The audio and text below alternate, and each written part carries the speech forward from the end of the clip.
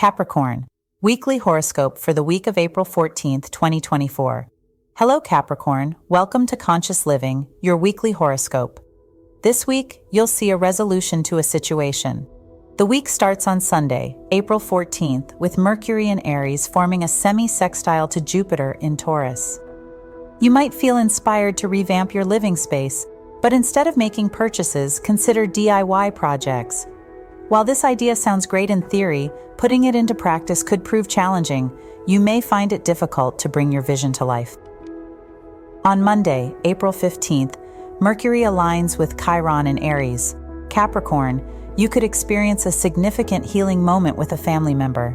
This might be someone you've had a strained relationship with, or someone you've been at odds with recently.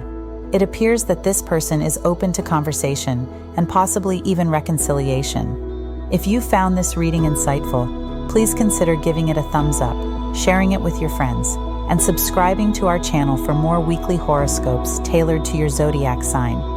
Embrace the opportunities that come your way and remember to stay true to yourself. Wishing you a week filled with love, light, and positive energy.